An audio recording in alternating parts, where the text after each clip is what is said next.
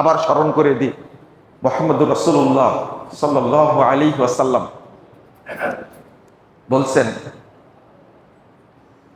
ইন্না বানি ইসরাইল তাফাররাকাত আলা সিনতাইন ওয়া সাবিনা মিল্লাহ ওয়া সাতাফতারিকু উম্মতি আলা সালাসাতিন ওয়া সাবিনা মিল্লাহ। বানি ইসরাইলরা বিভক্ত হয়েছিল 72 দলে, আমার উম্মত বিভক্ত হবে 73 দলে। এই হাদিসটাকে কি আপনারা সত্য মনে করেন, সঠিক মনে করেন? সঠিক মনে করেন না, তাই না? হাদিসটা সহিহ সনদে বর্ণিত হয়েছে।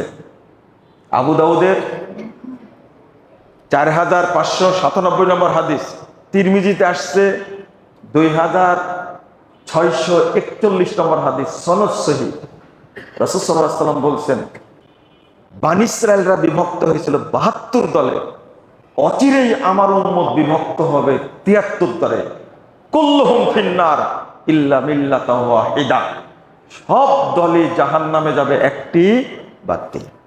সাহাবীরা জিজ্ঞেস করলেন, কলো মান হ্যাঁ ইয়া রাসূলুল্লাহ, ওই দলটি কোন দল যারা জান্নাতে যাবে? রাসূলুল্লাহ সাল্লাল্লাহু আলাইহি ওয়াসাল্লাম বলছেন এক হাদিসে, মা আনা আলাইহি ওয়া আসহাবি, আমি এবং আমার সাহাবীরা যে মানহাজের উপরে আছি, যে নীতির উপরে আছি, যে তরিকার উপরে আছি, যারা যুগ যুগ ধরে এই নীতির উপরে থাকবে তারাই জান্নাতে যাবে। তাহলে প্রথম চিন্তা করতে হবে রাসূল সাল্লাল্লাহু আলাইহি ওয়াসাল্লাম এবং সাহাবাদের রেখে যাওয়া নীতির উপরে আমরা আছি কি না। কিন্তু আবু দাউদের হাদিসে এসেছে ওয়াহিয়াল জামাআহ, সেইটা হলো ঐক্যবদ্ধ একটি কাফেলা, তারা জান্নাতে যাবে। তাহলে বিভক্ত কোনো মানুষ জান্নাতে যেতে পারবে না। ওয়াহিয়াল জামাআহ, কোনো মানুষই যেতে পারবে না। এখন আপনারা যদি মনে করেন আমি একাই জান্নাতে যাব, এরকম আছেন নাই কেউ? হ্যাঁ, আপনি যদি একাই জান্নাতে যেতে চান, আপনার ইমাম কে হবেন? আপনার ইমাম কে হবেন? একা জান্নাতে যাবেন, একটু বলেন না ইমাম কে আপনার? আর সবাই যদি জান্নাতে যেতে চায়, তাহলে আমাদের ইমাম কে হবেন? জোরে বলেন, মুহাম্মদুর রাসূলুল্লাহ সাল্লাল্লাহু আলাইহি ওয়াসাল্লাম। আল্লাহ কবুল করুন, আমিন। রাসূল সাল্লাল্লাহু আলাইহি ওয়াসাল্লামের ভাষাটা কি?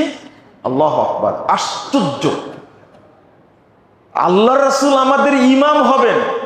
আর যদি আপনি মনে করেন আহলুল হাদিস সমাজ থেকে বেরিয়ে গিয়ে আপনি একা জান্নাতে যাবেন, তাহলে আপনার ইমাম হবে ইবলিস, শয়তান। হাদিস দ্বারা আমি বলে দিয়েছি।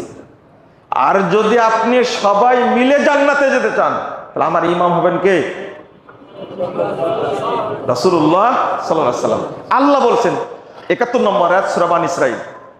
আপনারা কি বিরক্ত হচ্ছেন আলোচনায়? বিরক্ত হলে সালাত পড়ে নিব, অল্প টাইম আছে, একটু শুনেন।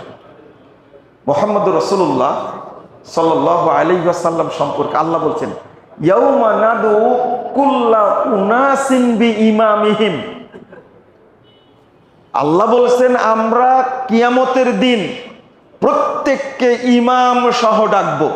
আল্লাহু আকবার, প্রত্যেকের ইমাম থাকবে। এই আয়াতটা উল্লেখ করে সালাফদের বক্তব্য পেশ করছেন ইমাম ইবনে কাসির। ফাহাদা আকবারু শারাফিল লিআসহাবিল হাদিস লিআন্না ইমামাহুমুন নাবিয়্যু সাল্লাল্লাহু আলাইহি ওয়াসাল্লাম। এই আয়াতের মধ্যে সবচেয়ে বড় মর্যাদা রয়েছে আহলুল হাদিসদের জন্য, কারণ কাল কিয়ামতের মাঠে তার একমাত্র ইমাম হবেন মুহাম্মদুর রাসূলুল্লাহ সাল্লাল্লাহু আলাইহি ওয়াসাল্লাম। পৃথিবীর সবাই বাতিলের সাথে আপোষ করলেও, শিরিক বিদআতের এবং জাহিলিয়াতের মধ্যে নিমজ্জিত হলেও আল্লাহ রাব্বুল আলামিন বলে গেছেন যুগ যুগ ধরে একটা কাফেলা হকের উপরে টিকে থাকবে, তারাই হলো আহলুল হাদিস।